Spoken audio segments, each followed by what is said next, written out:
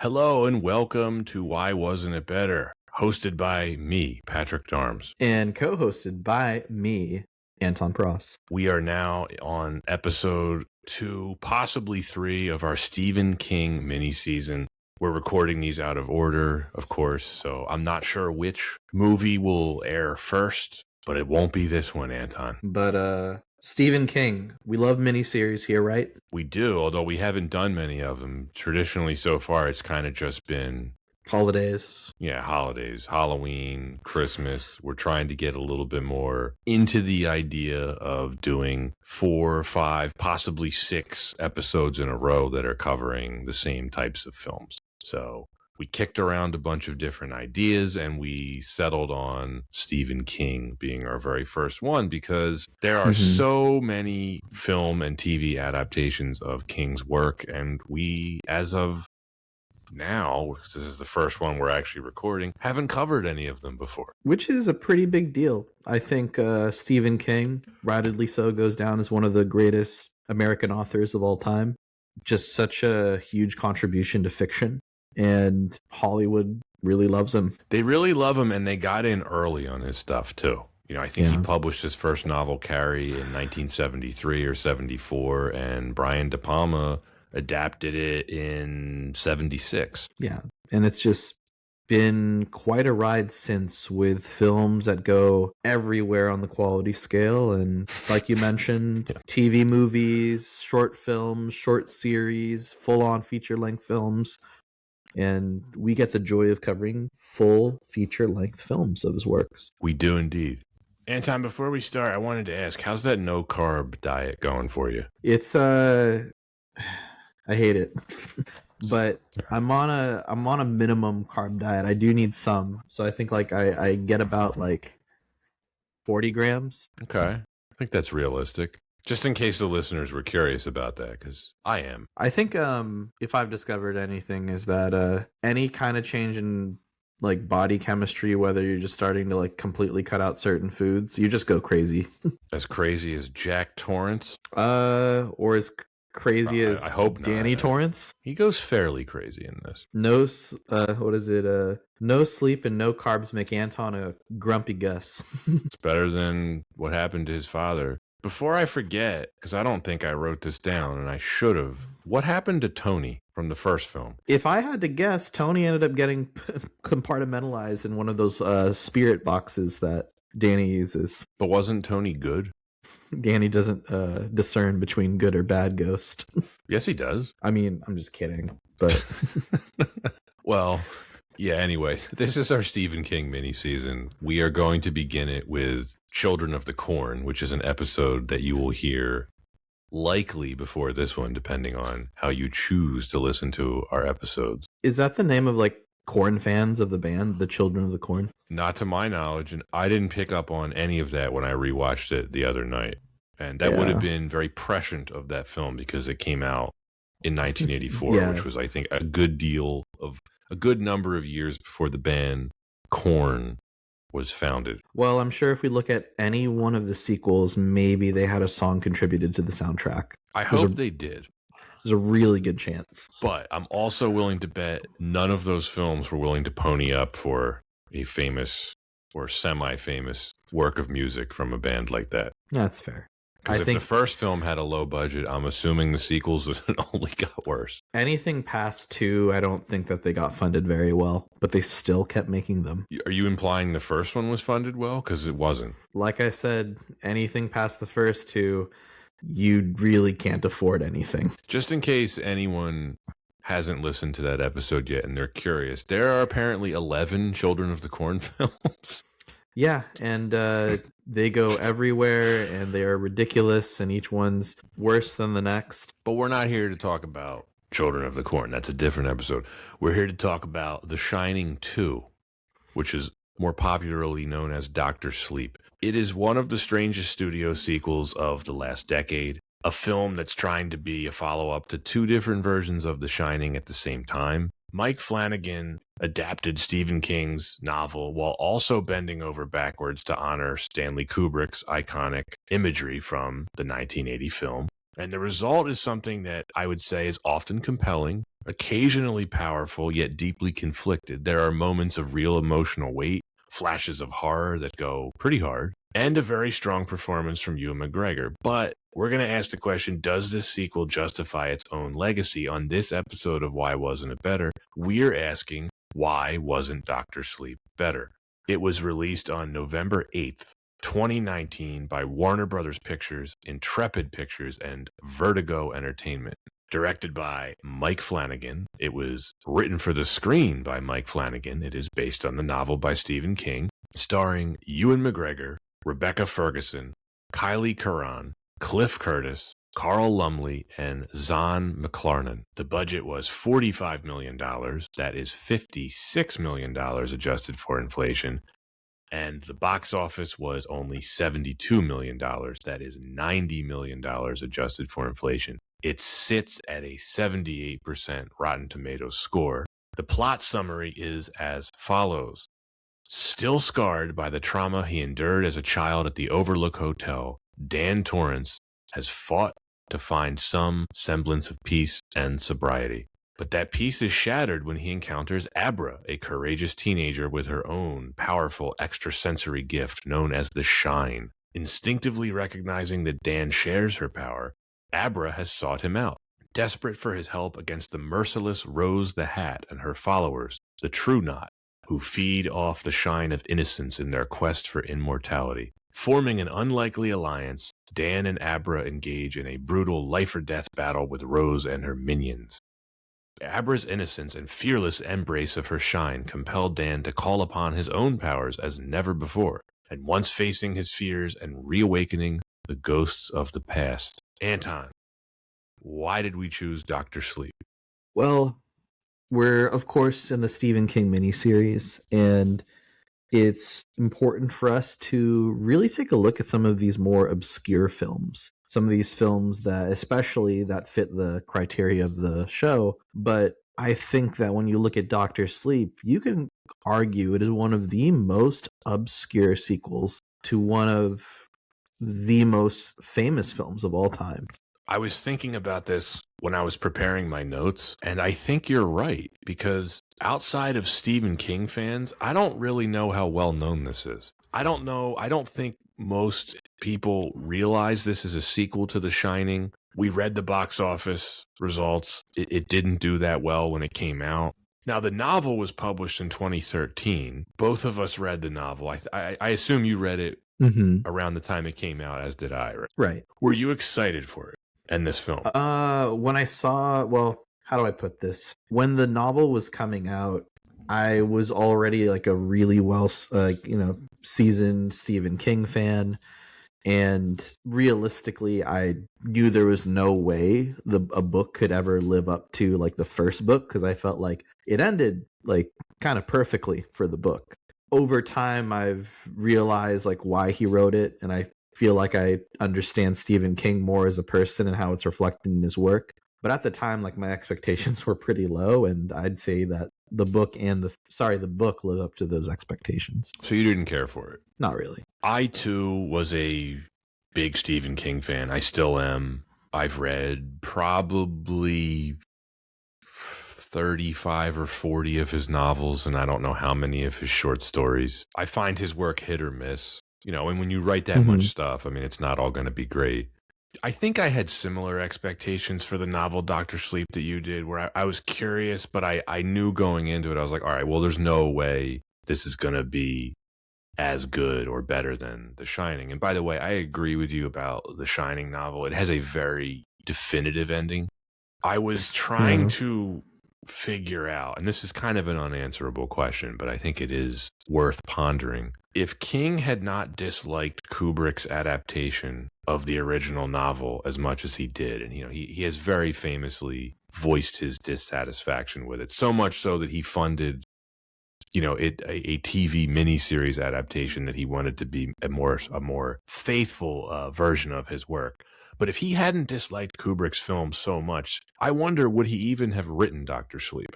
I think it's definitely a huge part of it, like legacy, and how does he want to respond to the legacy of how people think about The Shining. It's also just a very personal thing.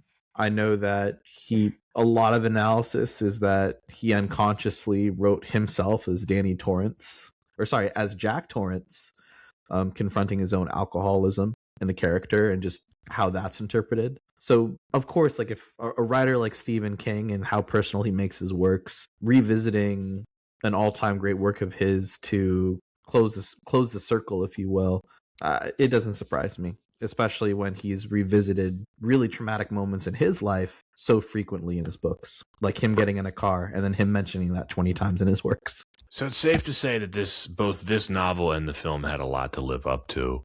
I don't remember a lot of hype for this film. It just kind of came and went. Obviously, it didn't make any money at the box office. I didn't see it in theaters. I saw it when it hit streaming, however many months later. Or actually, I have a very distinct memory. This was one of the first movies that I watched in lockdown when the pandemic began in early 2020. I was all about this like pre-lockdown, so I definitely you saw this in the theater. Yeah, I saw this in theaters, and I think I want to make like a really clear distinction. In 2019, if you've been following like Stephen King very closely, your expectations for a good film adaptation of any of his works is zero, because there's a lot for of the bad longest ones. like there's just too many bad ones. And then also, if you're a King fan going into 2019, your expectation of the quality of his books is also pretty tempered. I'd argue that he hasn't written like an all-time great book in like decades. So a lot of his work has been very okay. I think the last novel of his that I truly loved was 11/22/63. When did that come out? Also early 2010s? Yeah, that came out right in around 2011. Yeah. I really like that book. It's actually one of my favorite King novels. But you're right. He's been kind of uneven. I felt the same way that you did about the novel. I thought it was maybe I even liked it better than you. I thought it was just okay. I kind of felt the same about this film when I first saw it, and I hadn't revisited it since. So it had been a solid 5-ish, 6-ish years since I've last seen this. Mm-hmm. The original Shining novel is obvious. It's one of his early works. It's one of his most famous works. The 1980 film is one of the best horror movies ever made. One of the best films ever made. Yeah, I'd say so. It's a really good example, maybe the best example of something that we've talked about frequently on this podcast, particularly on the Harry Potter episodes, where a good film adaptation does not have to be faithful to the source material to be a good adaptation. And just for the record, I agree with King's issues with that film. Like all of the points that he makes about it, I think are valid. But both things can be true. King is right in the fact that Kubrick changed a number of things that I think worked really well in the book, but he also made an amazing film. If you're going, is it a good page by page adaptation of the novel? I would say not really, but it's a great film. It's this amazing film. Both things can be true. No, I think that's a really great point, and I think it just speaks volumes to books. To Stephen King as a writer and just how personal he takes his writing. He's also been more involved in the screenplay process for some films. He's actually directed only one film, I believe. Yeah. So so he's Maximum Overdrive. Yeah, which it's only one. If anyone hasn't seen that, it is bananas. But I think that moment also taught him a lot about how to work in Hollywood, just because there is no separating the fact that, Stephen King's works are going to be adapted. But it's really interesting in this case, you get basically a second chance for Stephen King to let the audience know how he really feels. And not just about The Shining, but about the Stanley Kubrick film. And I think that makes this film very well worth talking about. I agree. And, kind of like way, way back early in the podcast when we covered The Lost World, Jurassic Park, if you've read that novel by Crichton, it's the only sequel that he ever wrote. And it felt like a sequel to both the novel and the film Jurassic Park. This has similar issues. If you want to call them issues, you don't necessarily have to. One of the reasons why I was at least semi-excited to watch this is that I am a big fan of Mike Flanagan's work, particularly the 2 series that he did for Netflix, The Haunting of Hill House and The Haunting of Bly Manor. I thought both of those were very good. Do you think it's a coincidence they wanted him attached because the first film was about a haunted place? I think that has a lot to do with it. Yes. Probably, right? Yeah. This is right up his alley in a lot of ways. Before we get to the production history, we of course have to talk about how all films can be connected through the 6 degrees of Warren Beatty's sex life. Yay. Danny Lloyd, who played Danny Torrance in the original film, he is in this film. It's a cameo. He's an extra. He's one of the spectators at the baseball game. So this connection counts, Anton. He is in this film. So Lloyd, of course, was in the original Shining with Jack Nicholson, who famously dated Michelle Phillips and Diane Keaton, not at the same time, both of whom dated Warren Beatty. Possibly at the same time, because that is something Warren Beatty would have done. What a connection. Oh, Warren. Cue the music. Da-na-da-na. You could cue all sorts of music for this. Maybe we should add music when we talk about the 6 degrees of Warren Beatty's sex life. I don't know. Musical cues, I think, are essential. So wait, I feel like we've talked about this before. We don't want to get a copyright strike, so we might have to get Eric to write us some I was gonna sexy say shout out earmark this timestamp. Producer Eric, we'd love some tunes for this segment. What are the chances we remember that? We'll see. Yeah, we'll see. Production history for Dr. Sleep. So, upon publication, the novel was immediately marked for a film adaptation. Initially, Akiva Goldsman, who we have clowned on many occasions on this podcast, he announced that he would write and produce the film for Warner Brothers, but the studio couldn't figure out a budget. Thank goodness they didn't, because I don't want Akiva Goldsman anywhere near this. In 2017, Warner Brothers released It, a film adaptation of King's 1986 novel of the same name. It did well enough at the box office that the studio decided to fast-track Dr. Sleep for a 2019 release. In January 2018, they hired Mike Flanagan to rewrite Goldsman's script and as direct the film as well. Goldsman ended up receiving an executive producer credit. Flanagan stated that his interest in directing this film was, quote, "It touches on themes that are the most attractive to me, which are childhood trauma leading into adulthood, addiction, the breakdown of a family, and the after effects decades later," end quote. Now, that's dark. Yeah, that's depressing. Makes total sense, though, because The Haunting of Hill House deals with a lot of that stuff. Yep, that's true. Owing to the passage of time, many reappearing characters from The Shining had to be recast. Young Danny, his mother Wendy, Dick Halloran, and the bartender who resembles Jack Torrance all had to be recast. The denizens of the hotel, the Grady sisters, Mrs. Massey, who's the old woman in the bath, Delbert Grady, and Horace Derwent were also recast. When asked why Jack Nicholson was not approached about returning, one of the producers explained, quote, "They approached him for Ready Player One, and he seems to be very serious about being retired. I had known that he was supportive of the sequel, but retired," end quote. I would love if they knocked on his door asking if he'd be interested, and he just fires a gun at the door, and then Wouldn't surprise me. Then he just snorts cocaine and then eats a cheeseburger. You know, I think at this point, sadly, they could have recast him to play the old lady in the tub. I'm really trying hard not to laugh, but you're right. You can laugh. It's okay. Yeah. You're very, very right. There's an image for all the listeners. Good luck getting that out of your head. Yeah, anyone that hasn't seen the Shining or Dr. Sleep, have fun. What are the chances someone is listening to this episode who has not seen this film? Their chances are really high. You think? Really? I mean, I am curious about The Shining though. Who hasn't seen it? I think at this point, the aesthetic is just too well known. But for sure, younger listeners maybe they haven't seen it. That's probably the Kubrick film that the most people have seen, right? I would think. I would have thought 2001. I don't know. That's a tough watch for a lot of people. Oh, just the pace. Yeah, I think this has a more generational appeal, maybe. I could be way off base on this, but I don't know. You think about a lot of people, you show them 2001, they're like, what's going on? I guess I'm just kind of also thinking about where I've seen both films referenced in all of pop culture. That's true. Yeah. It's not Barry Lyndon. By the way, for the record, I love Barry Lyndon. I think it's a masterpiece, but gorgeous. We should cover that. You can make a super sick music video out of that film. I think someone has, right? I'm sure. Beethoven? Yeah. Well, we've been sidebarring there for a while. Why don't you finish this out for us? So when it came to recasting the characters, Flanagan said that the de-aging and digital actors, while improving rapidly, were still inadequate. Quote, the idea of having a digital Danny Torrance riding a trike 5 minutes into the movie, that just seemed like we were making a video game at that point, and it felt disrespectful, end quote.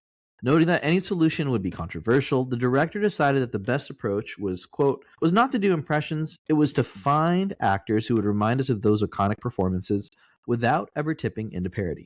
I just want to be able to tilt people's memories toward those original actors, but let the characters be their own. I want to cast someone to play Dick Halloran. I don't want to cast someone to play Scatman Crothers, end quote. This is probably the smartest decision they made regarding this film. And filming commenced in September 2018 at various locations near Atlanta, Georgia, specific locations around Covington, Canton, Stone Mountain, Midtown, Porterdale, and Fayetteville. And filming wrapped in December of 2018.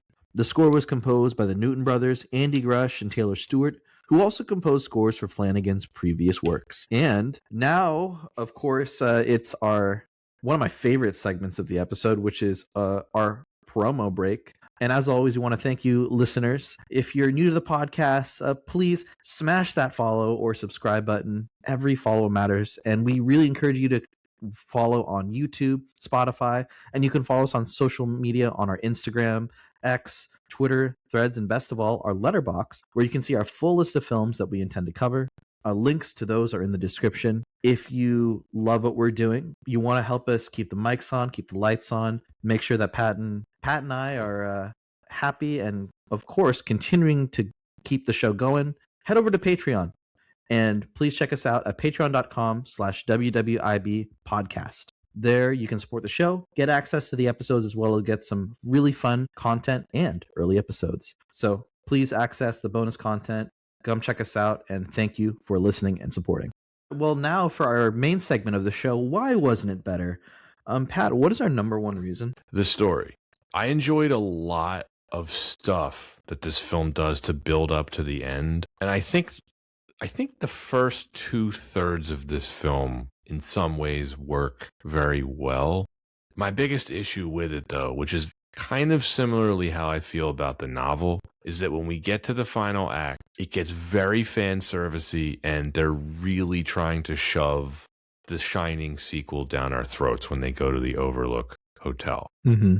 I see where you're coming from, especially when there's so much attachment and love to the first one. It feels a bit like it's just a crutch, right? Just to have to really carry that film so much into this film. Yeah, because it's one of the biggest differences from the novel. Now, of course, in the original Shining novel, the Overlook Hotel burns down when the boiler explodes, kind of like you see at the end of this film. But of course, in the Dr. Sleep novel, Danny and Abra go to like the place where the Overlook Hotel was, even though it burned down, which in some ways what happens in the movie makes more sense than the book, because the book, it's just like there's nothing there. It's like a campsite. It's stranger. Yeah, I think it's really strange with the film in that, of course, like it feels a bit jarring to have to go back. I think everything that's built in, it's to, of course, pull up that aesthetic, to pull up the memory of Stanley Kubrick's The Shining. And looking at behind the scenes, looking at some analysis for the film, and also just kind of thinking about it from the producer's perspective. For the studio, I'm sure they felt like they kind of had to. They had to bring back the aesthetic of the first film. They had to bring back all of these key components from the first Shining, because that's what they want to bank on. That's what they want to bring people in on. I get why they did it. And for me, it feels like a Shining tribute band. Like they're trying to play the greatest hits of everything in the Overlook Hotel. It's very on the nose. I found it. I was honestly laughing at some of the stuff that they were putting on screen. Like I just couldn't believe they were being this flagrant with it. I will say a lot of the recreation, I think more of it looked as favorably, especially in terms of like the casting. Do you think I watched it in Blu-ray. I thought it looked really good. I think part of what really... I want to come back to that later. Yeah. part of what I don't really love about just bringing it back, of course, is just it takes away from, I think, a really emotional book. I think, like, the book, again, it's catharsis for Stephen King. But in the same way, it's really interesting. Stephen King worked closely with the cast, worked closely with the crew here, and able to really tell, or really able to respond to Stanley Kubrick's interpretation in a very meaningful way with Danny and how Danny ends up in this film. So I think that even though it's still also not true, it's not as a true adaptation to Doctor Sleep. I think it is a very unique compromise between a response to the original Shining film and a sequel to the original Shining film. I want to give Mike Flanagan credit because I think he did a really remarkable job for the first 2 acts of avoiding doing a Stanley Kubrick imitation. And I think that's primarily my issue with the 3rd act, where they end up at the Overlook, because all you're going to do is invite the comparisons to Kubrick. Like I said, I get why they did it, but you say this movie looked good on the Blu-ray. I only saw this on a streaming version. I don't think this movie looks particularly good at all. I think it looks like it's shot for TV.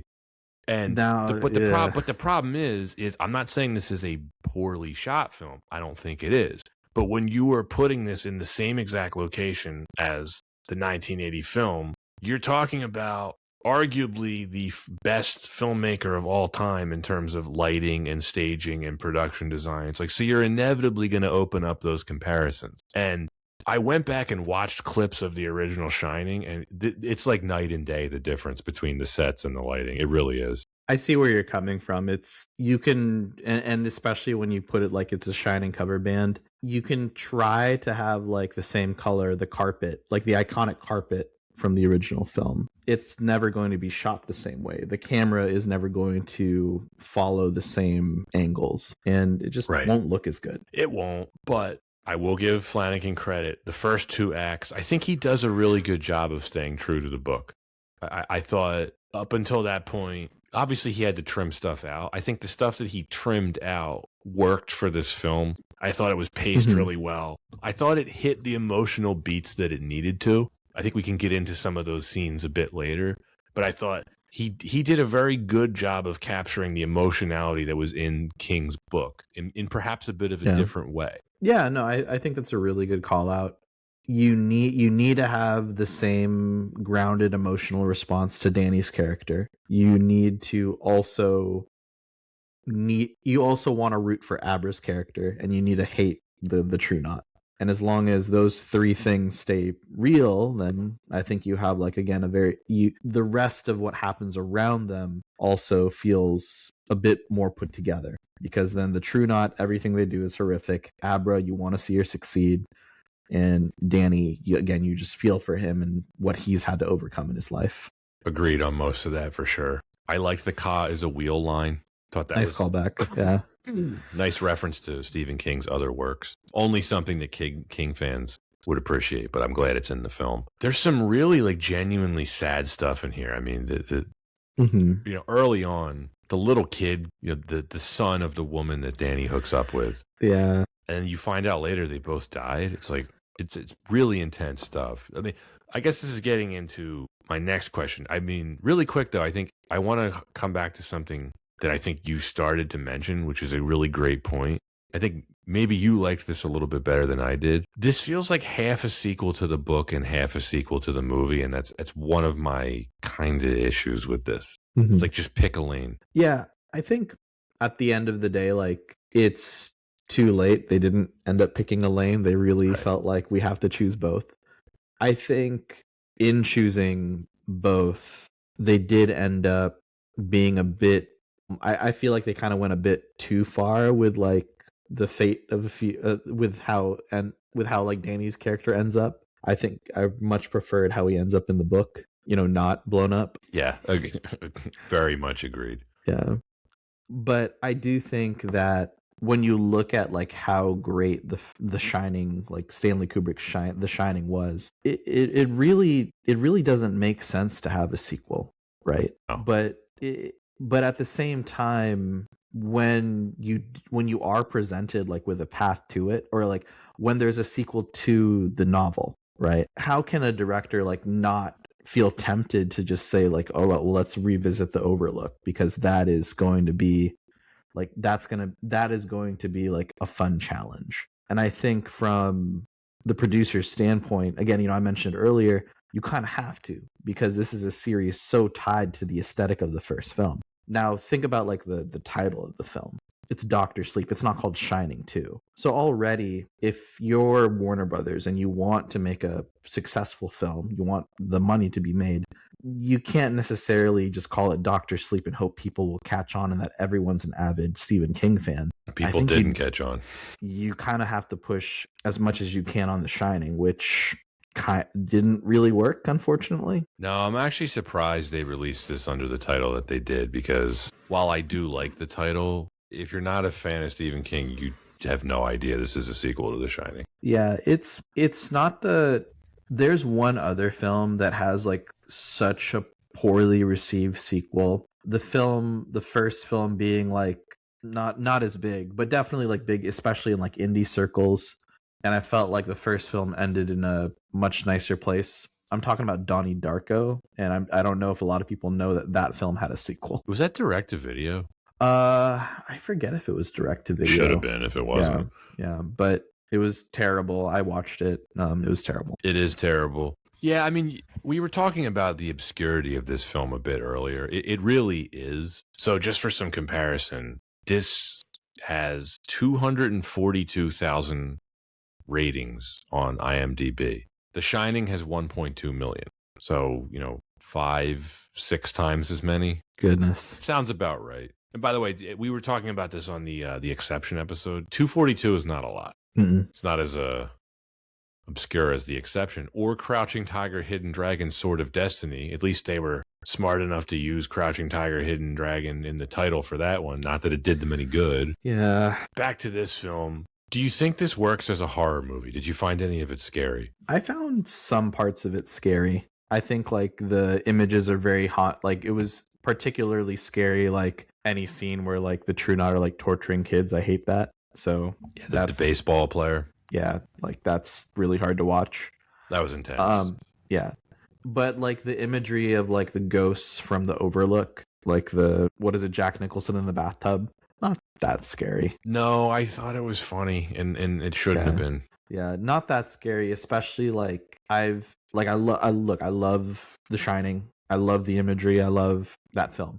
But I've also seen so many pop culture and parody references to it now that now when I see, especially like in Doctor Sleep, a reference to those characters, I can't help but think of the parody that I'd seen on the Venture Brothers. So it's just yeah, that's a good point. Yeah, it's just tough, and especially like the film itself is not The Shining, and it just keeps letting you know it. The whole concept of the steam I found really stupid.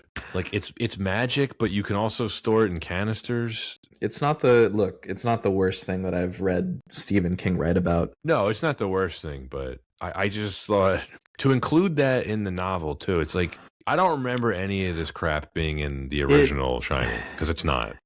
It's not, and it makes more like, I don't know what I would rather want. Would I rather want vampires? Do I just want them to be actual vampires? Because they just kind of seem like energy vampires, kind of. Isn't there an official term for what kind of monster? Because he has used these monsters in his works before. If you remember, there is one of these vampires in one of the Dark Tower novels. Right. It's like a emotion vampire or something like that. You know what I'm talking about? It's a specific kind of monster. Yeah, they're called the Ferengi. I'm not crazy, right? I'm not. This is an no, actual you're like, right. thing, You're right. Okay. Yeah, you're right. Yeah. I don't think they name them in this novel. No, they don't give them a name in this film either. But of course, the film, they're kind of Danny and Dick Halloran are like speculating on what they might be. Like they're these ancient creatures that have been wandering the earth forever, yada yada. But none of this crap was in the original film or the book, which is why I find it's just weird that they put it in this sequel. And the fact that they can store it in canisters implies that it's like not magical. It's like a finite. Or it's like they have the ability to change the Shining's essence into something that can be stored in like a Campbell's soup can. Yeah, I was gonna say it's like a perishable. You have to keep it refrigerated, maybe. Yeah. Well, Do you think it has expiration dates on the canisters? Like, oh man, this one's 3 years past. Well, first off, based on how they end up in the film, they're not good at rationing They're not. No. because they are just always hungry and they are starving. By Are the they third good act. at their jobs? Doesn't seem No. like it. They seem like they would rather go to thrift shops and continue to add on to their costumes to get ready for Burning Man. I too noticed the ridiculousness of their outfits. So you read the book. So Mhm. Billy, the character played by Cliff Curtis. I wish the film had included. Is that his name, right? Cliff Curtis. Yeah. I wish the film had included the detail from the book. He has a little shining, which that's the explanation for why he wants to help Danny. Mm-hmm. But they don't mention it in this film, and I think they could have. No, now for the record, have you seen the director's cut? I have not. No, I haven't either. I deliberately avoided watching it because we for the most part only cover theatrical or original versions of films on the pod. Mm-hmm. Probably an unanswerable question for you, Anton. So Dick Halloran, he knows about these creatures because he tells Danny about it, right? In that scene where he visits him as an adult. Why didn't he warn Danny about them before? Because they've been around for a while, apparently. Or it's almost like his character was originally written before King thought of any of this. Yeah, and I'm trying to think of like some other sequels where it's like it just comes up like they've been around, you just haven't noticed them. It's like, oh yeah, they were here. Yeah. Well, I think like maybe if you go back or like because everything in the King novels is connected in like one universe, right? I think like that's the theory. And I think he's confirmed that. I don't think it's a theory. I think it's true. And I think with that, in regards to that, there's so many references to either the Dark Tower that I've noticed or like Pennywise just being like an always there presence. So in saying that like, oh, these like creatures that I've referenced once in a book have always been there, but now they're on your tail, like sure, like okay, I can suspend my disbelief for a sec. Sure. We're kind of going all over the place here, but I want to come back to the third act and why it just feels fan servicey to me. Or you know, I have so many issues with what happens. I think the biggest flaw of this, and this is a problem with I think the film overall. So I paused it so I could get the timestamp. This occurs when there's less than 15 minutes left in the film. We have the main villain, Rose, asking our protagonist, Danny, who are you? Anton, I'm sorry, that's bad filmmaking. Yeah. You can't make a 2-hour film and have your antagonist not know who the protagonist is with only 15 minutes left in the film. That's just not going to work. It's especially at that point because basically like all of the Electric Mayhem group has been knocked out at that point, right? So they all died in that shootout. They all did. And then Crow Daddy gets killed when Danny crashes the van. Sorry if I laugh knowing his name's Crow Daddy. It's a terrible name. Crow's is Crow his given birth name. Doesn't Rose say to Danny at one point, she's like, "Are you the one that killed my crow?" It's like, what? Yeah, okay. He's like, I don't know, I guess. We can laugh at these things. We can. Do you agree with me about this? Like, this is bad. It's bad. No, it is really, really bad. And they really should have. The whole True Knot, by the way, like, I think it works better in the book in just the sense of they're not supposed to look so angsty and they're not supposed to look like basically like so hip and hot. They're supposed to like be like pretty over the hill and like kind of like you almost think they're gonna keel over just because they're really struggling at what they do, which is also a problem. Yeah, and like the focus of the book, and like I'm sure you'd agree with me, it really is about just more so about Danny overcoming his own trauma of his experiences. Yeah, I'd agree. And so especially when you have like that third act in the film, it's really trying to force like a Obi-Wan Dooku like face off that isn't working. It's very much trying to do the member berries thing. Remember The Shining? Or like look at all this crazy shit. Remember all this crazy shit that happened in this hotel? The dog blowing the butler, whatever. Yep, I remember that. Yeah. You know, Flanagan revealed later on, there were two scenes that convinced Stephen King to accept his idea for the film. The first one is Danny talking with Jack, the bartender, right? Yep. That's not in the novel. That was that was an original idea written by Flanagan. The second scene was the ending, where of course Danny and Abra take the place of Jack and Danny, and the Overlook burning down due to the boiler exploding. We'll talk about the bar scene a little bit later. I want to come back to that. But moving through the rest of the story, this very much reminds me of another sequel to another beloved Kubrick film. Have you seen 2010, The Year We Make Contact? Yeah, it's I don't think it's great. It's okay. But I think it kind of falls into the category of not a bad movie, but a sequel that just had way too much to live up to. Very reliant, heavily reliant on what came before it. We've agreed on this many times. A good sequel should be able to stand on its own. This film doesn't for me. This is entirely reliant on the first film. Yeah, like if I can't just turn on the sequel and really enjoy myself, like it's messed up already, right? And that's why I always find Rush Hour 2 to be a very superior film. To Rush Hour 1? Just to other films in general, other sequels in general. I love both of those films. You like Rush Hour 2 better than Dr. Sleep? Yes. I do too. I love Rush Hour 2. It doesn't I wish it had Juntao in it. Juntao's so good. Go get Juntao. You go get him. But like so many amazing moments in Rush Hour 2. It's the best Rush Hour movie. It is. Isn't Rush Hour 4 coming, allegedly? I really hope not. What are they going to be doing? Is it just going to be the retirement ceremony? I don't know. Next reason why Dr. Sleep wasn't better, the characters, some positives here. Ewan McGregor and Kylie Curran are excellent. Yep. Love both their performances. I love their scenes together. They have really good chemistry.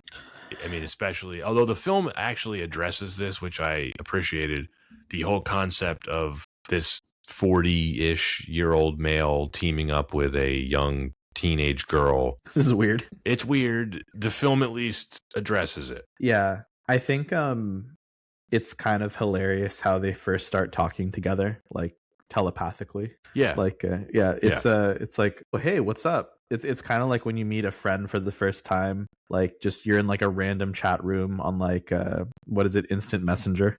Yeah. It's like, hey, like, do you like Metallica? I like Metallica. Yeah, but their scenes together are really good, and it could have been one of the weakest parts of the film, and it's not. He's a great actor, really is. Yeah, I mean, he also has been very well known to work great with like kids on set. He has several films where he's had to work with child actors, and I think child he always actors takes like Hayden Christensen, right. But I think he always plays it very well, very seriously, and in a role like this, like I did really enjoy him. Yeah, he really sold the struggling alcoholic aspect of it, really channeling his Train Spotting days. You felt it in his performance. Like he did a really good job of that. Yeah, we said, of course, folks, that his struggling alcoholic, not the struggling heroin addict. Right. By the way, I just thought of something that I wanted to mention earlier about how I thought the Overlook stuff was hilariously fan servicey. When Rose walks into the hotel and she sees the blood spilling out of the elevator and then nothing happens. That is very fan servicey. Why would she see that? I mean, she would probably see that because the hotels or like visions of the hotel are just being thrown out. But why put it in this film? Well, again, fan servicey. We were mentioning this earlier.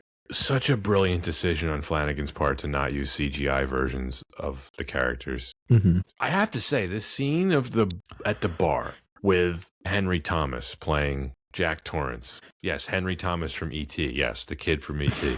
It's very convincing. It's very well done. It really is. It's probably the most interesting scene in the film. And I like how they only really shoot him from the side. You never get a perfect look at his face, so you can imagine that it's Jack Nicholson, but you can also tell Danny doesn't even really recognize him as his father. it's just kind of like a memory. Because how old was he in the first film? Like 6 or 7? He was 6 or 7, and I think like yeah, it's so well done from like a directing and story writing standpoint, in that he's always been coming to terms with his youth and coming to terms with like his relationship with his dad. And Yeah. so especially when you have him confronting basically a ghost of his dad, he also just doesn't recognize him.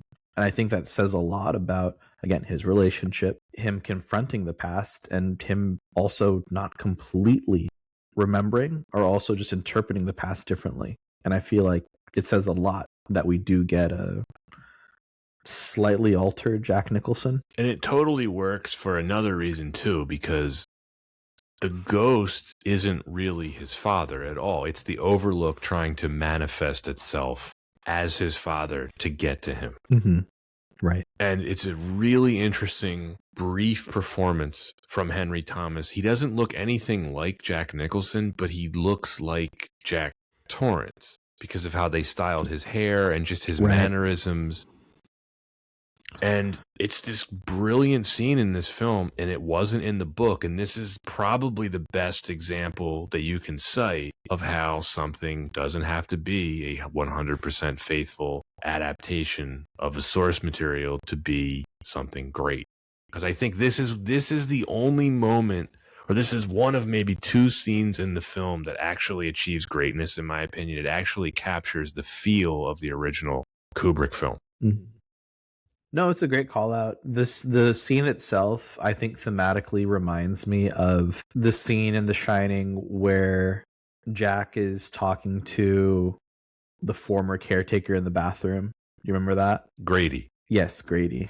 And it has that eerie feeling of like, oh, this is the guy that like murdered his whole family. And then the ghost replies back, well, actually, you've been the caretaker this whole time. So there's an eeriness to it. There's a question not only from the character's mind of what's going on, but the audience also asks what's going on. And like you said, this scene really does capture that same aesthetic. It's great dialogue too.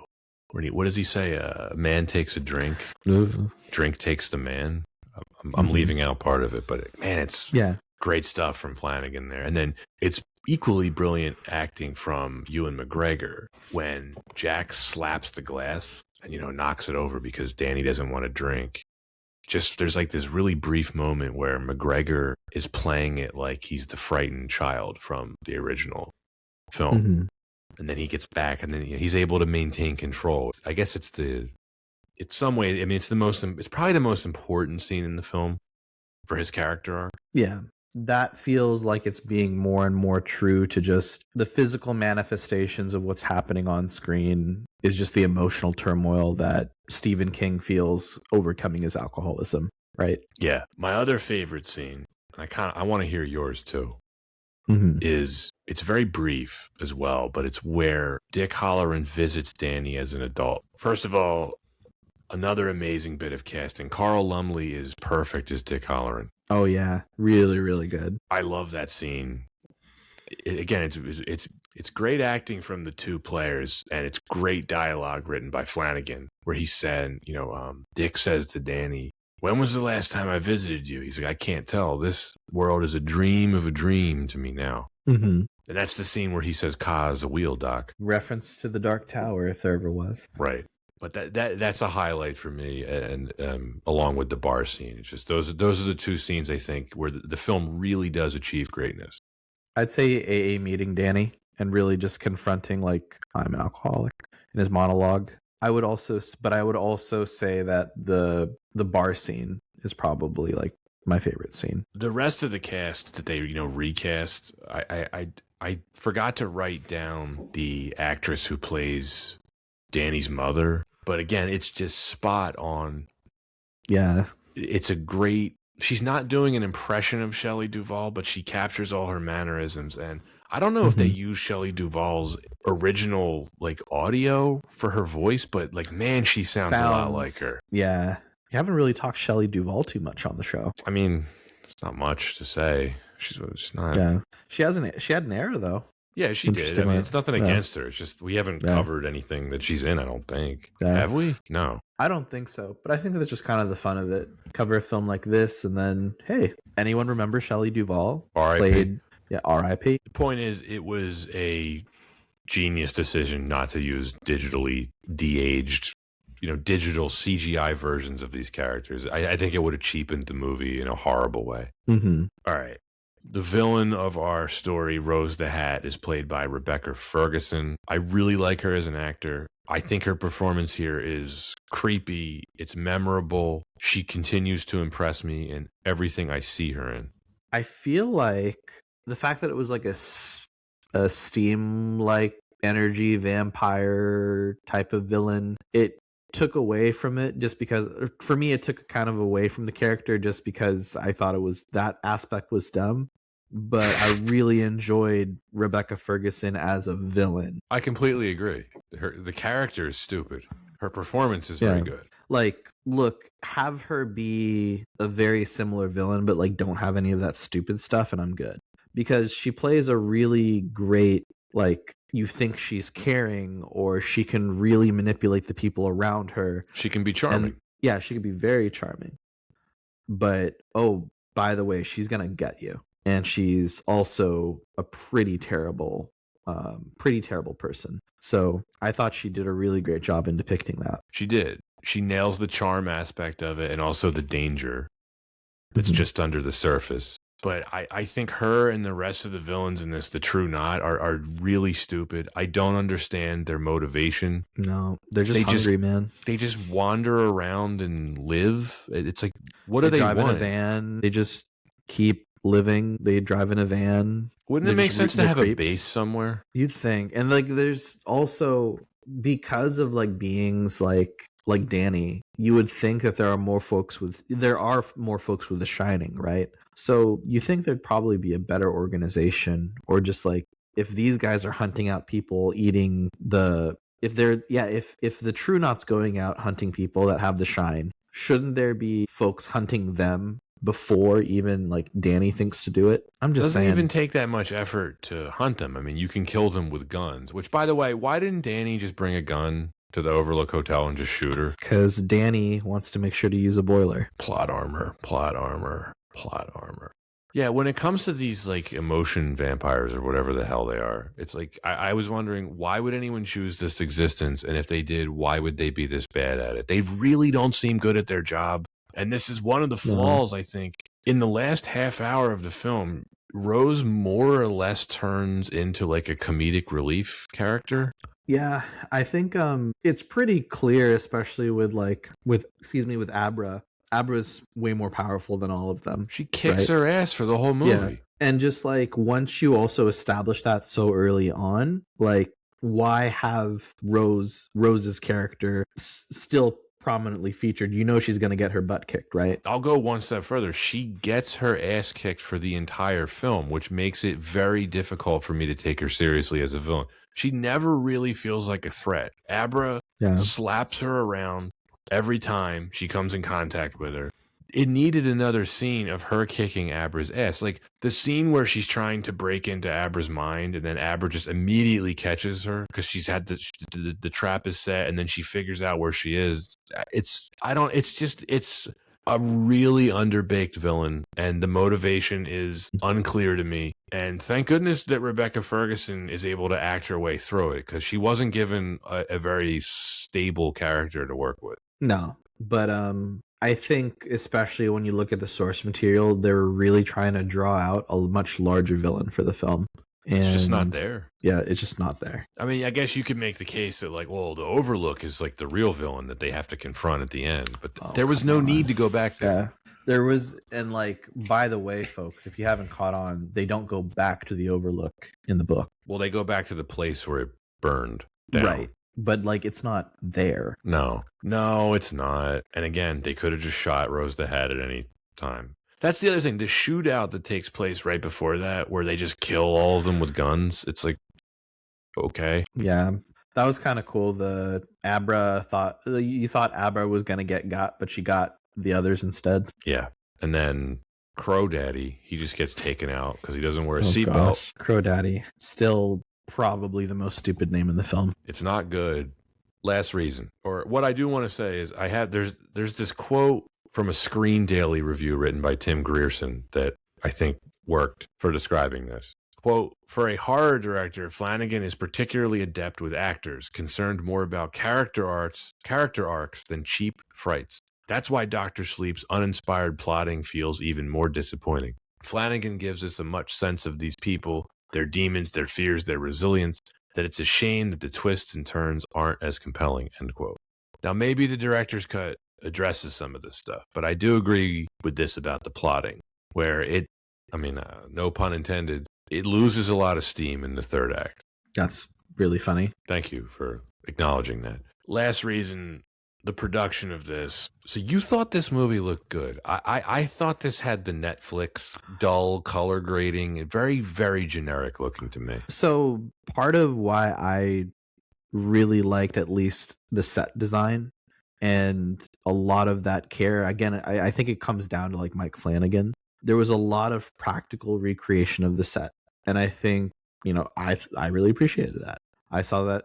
I thought that especially in 2019, you figure a lot of it could have just been put on a green screen. It was clear what was, but yeah. But at the same time, like, again, there's no way that you're going to recapture the same look and feel of the first film. But I do like, from my perspective, I really enjoyed either the recreating room 237, the hallways. It may not look as good, but I think like it looked pretty good. Maybe it was a mistake of me to watch this so like back to back with the original film. It looks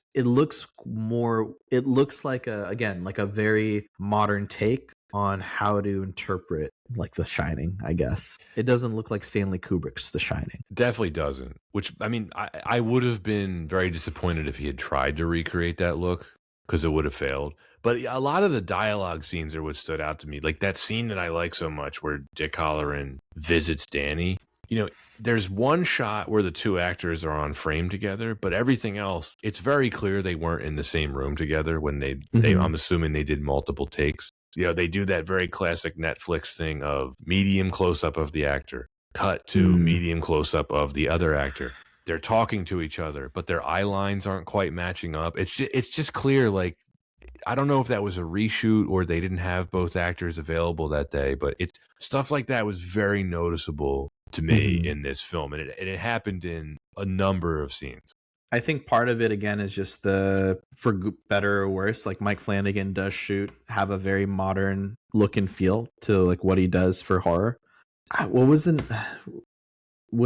Did you ever watch Midnight Mass? Was that it on Netflix?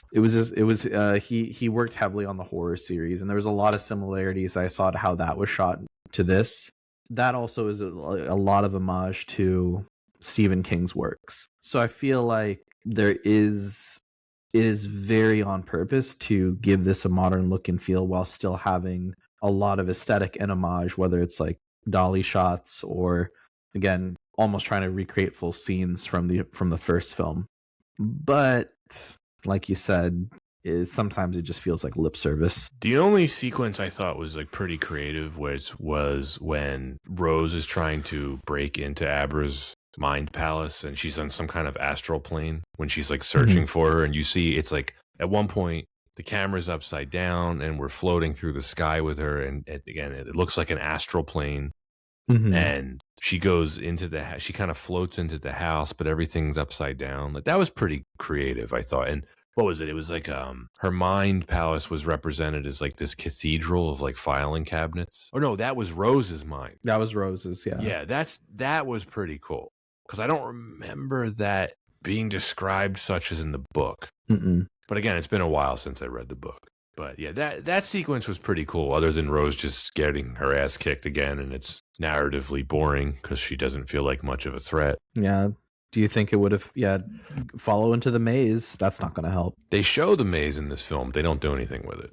No. Any thoughts on the score composed by the Newton brothers? I don't think it was anything special. No, I don't remember much about it. No. Well, Anton, I think we've kind of gone through everything. The story, the characters, the production. Would you like to add anything or anything you think we missed before we give our ratings on this? No, I think we've really given a Stephen King episode its due. You can't talk about Stephen King without talking about other Stephen King works and all of the fun that is to come with even more Stephen King episodes. But I think we talked quite a bit about Dr. Sleep. Do you think this needs a sequel? No. What would you call it if you had to come up with a sequel? Mare Awake. It's pretty good. Well, did we like it? Do you want to give your rating first or do you want me to? Sure, I'm happy to.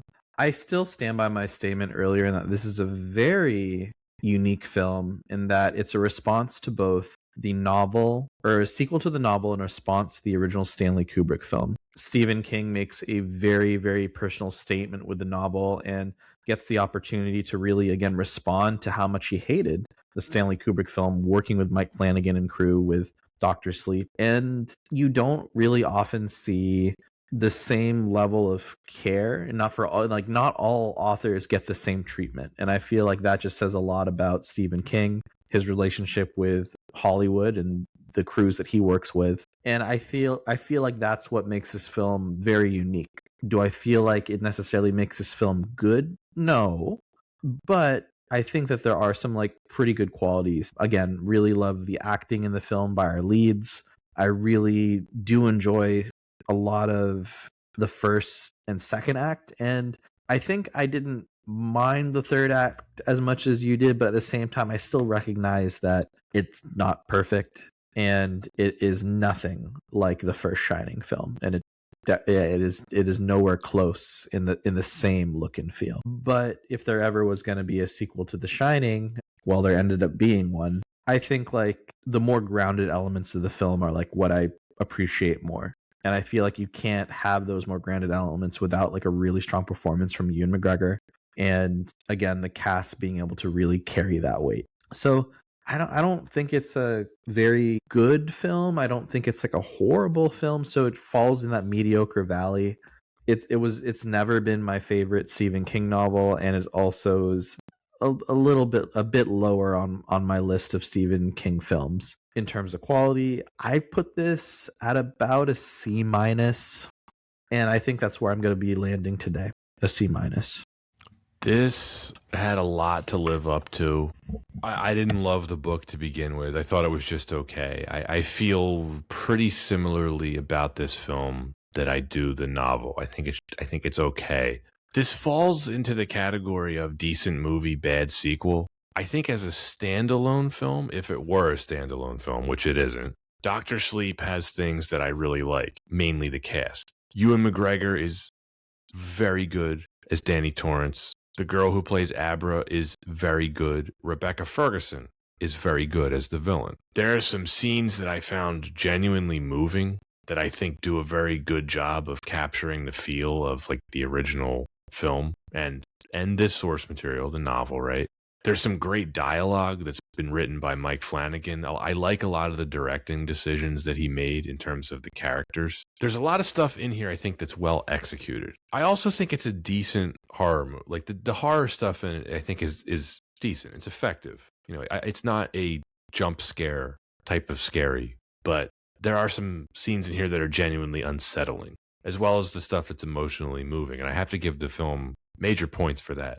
But it is not a standalone film. It's a sequel to one of the all-time great films. And I think as a sequel, both this and the novel are unnecessary, and they don't really do the original justice. A good sequel should be able to stand on its own, and I don't think that this does. The Shining did not need a sequel. I think if you're a Stephen King fan, chances are you've seen this already. Otherwise, I don't really know that I would revisit it anytime soon. It's not something I would ever seek out to watch again. It's not that I wouldn't ever watch this again. I wouldn't be the one to put it on. That being said, I actually think I like this slightly more than you. I'm going to give this a C. I think it's just right down the middle, mediocre, equal parts, good or bad. It held my attention.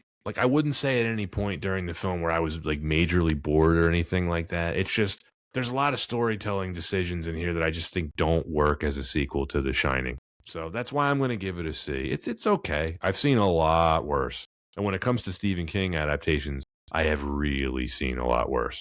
that is it for Dr. Sleep. That is it for Dr. Sleep. I'm kind of amazed they gave it a better score than you, because I feel like I thought you liked it more than I do. I'm just taking this into account of how bad Stephen King adaptations can get. There are Stephen King adaptations that make this look like The Exorcist. I think like that's where at least we are able to have fun with, again, just the uniqueness of this film. Some of King's films are just so bad. Like I'm gonna name another, Thinner. That film is terrible. I don't know if I ever saw it. You don't need to. I don't know how many people don't even know it was a Stephen King film. I had this run when I was reading a lot of Stephen King in college. So you figure this is like, 15-ish years ago. Because this is when Netflix was the only streamer, and a bunch of the King adaptations just ended up on Netflix. And I remember I watched like 5 or 6 of them in a row, and none of them were even average movies. And I swore off the film adaptations of his work for like the longest time. Yeah, The Dark Tower. That came later. That is probably one of the 10 worst films I've ever seen. Yeah. That's a war crime. That's like all copies of that should be destroyed. Yeah. But when it gets good, some of the best films of all time. Yeah. Which is crazy. And I'm not even just talking Shining, of course. Stand By Me. One of my all-time favorite movies. Another film that I love? Misery. I love Misery. Good film. Tough. That's a tough watch. Kathy Bates is insane. It's a tough watch. Oof. Obviously, Shawshank Redemption goes without saying. Oh, of course. Yeah. Green Mile is underrated at this point. Very, very underrated at this point. And then, Dreamcatcher is just an absolute masterpiece. Classic, if there's ever been one. I'm being very, very sarcastic. I actually considered putting Dreamcatcher on our initial Stephen King miniseason list, and then I reminded myself of just how awful it would be to have to. I don't even think that movie would be fun to talk about. I really don't. It's not. It's not fun to talk about. It's also not a fun book. It's not. No. Did you ever see the miniseries that Pierce Brosnan was in, Bag of Bones? Yeah. That's pretty good. I always liked that one. I ended up watching the most recent Salem's Lot. Oh, the one that came out like a year or two ago? Yeah. Any good? It's okay. Doesn't sound like it. Is it worth covering, you think, for the pod? It wasn't a movie. It was more of a short TV. Oh, it wasn't? Okay. Then never mind. We don't have to do it then. Yeah, short series. So there's so many bad ones. Pet Cemetery. Oh, it's so bad. The remake. The remake is actually legit. Like I get super squeamish. I just can't. The remake was atrocious. Yeah, it was a bad movie, and like I just get really squeamish with that movie. The original movie I think is scary. I don't know if I'd call it a great movie, but it's scary. It's I end up I think like anyone that watched movies around that same era, or like how influential Stephen King is, his stuff pops up all over pop culture. Yeah. So being a Stephen King fan, of course, I find it hilarious when I see like Needful Things and like Pet Cemetery references in South Park. Like I love that. You could do an entire podcast on just Stephen King adaptations. There are so many of them at this point. I mean, we've had 50 years of Stephen King adaptations. Oh, for sure. Yeah. No, but, it's incredible. Well, we're going to be covering more. This is certainly not it's the first Stephen King mini-season that we're doing. It won't be the last. Yeah. We just I know we just talked about a lot of films and a lot of books, but that just scratches the surface. What is one Stephen King work that you would want to see adapted but hasn't yet been, besides The Dark Tower done correctly? So this is gonna probably be like this is something that, so I'm gonna answer with a different response, but that I actually want to see Cujo remade, because I think that the film didn't do a good job of interpreting like the book, and like the book I think was way better than what the film should have, than how the film ended up, because I think the book is legit terrifying, and like it says, like I think like the book also just says a lot. So I'd love to see like another interpretation of it. Right. So if you were actually going to answer the question I asked, what would it be? It would be, I need to revisit. Like that's my answer. I need to revisit and like think about that, because I'll be honest, like it's been a while since I've gone back and thought about all of Stephen King's works that I've read, And he's written so many books, novellas, short stories. Did they ever do something for Desperation? Not to my knowledge, but there's so many. I can't keep track of them. How many? Yeah, there are. like at first I'm like, do they ever do a film for Desperation? That could be cool. They may have. But I'll give you no. mine. Yeah. Doomakey. Okay. Yeah. I really like that novel. That would be tough to adapt. Kind of like a lot of his work, and I think we're seeing a pattern here. Is there's just such horrific stuff in the novel that putting some of it on screen, I think, would be tough. But that is one of my favorite King novels, and I've always wanted to see it adapted. Obviously, The Dark Tower goes without saying. It would be nice to see that done properly, but it doesn't seem like it's going. Yeah, it's really funny because there's one of his books that came out like in the 2000s, Cell. Didn't they do a version of that? They did. Was Samuel L. Jackson in it? I forget if it was Samuel L., but I know John Cusack was the main character. Oh. And like the film's terrible, by the way. Oh, yeah, it is. Yeah. And like I didn't hate the book. I knew at the time reading it wasn't one of his best, but I thought it was really interesting. And I wanted to see, like, for the longest time I was telling people like, oh man, I can't wait till Hollywood does like a film for like Cell. They're eventually gonna do it. It's gonna be so good. It's gonna blow people's minds. And I was so wrong, and I was so upset. I was like, man. We don't recommend that one. Yeah, don't recommend that one. But I think we've talked enough King for now. For right now. Yeah, for right now. Next week's episode may or may not be one of the Stephen King mini-season ones. So, oh man, sorry, I just realized I really loved Everything's Eventual. Did you ever read that one? It's like a bunch of short stories. Oh, I need to revisit that one. No, there's so much of his stuff. It's just, how do you tackle it all? I don't know. But that is it for Dr. Sleep and this edition of Why Wasn't It Better? Thanks for listening, and see you next time.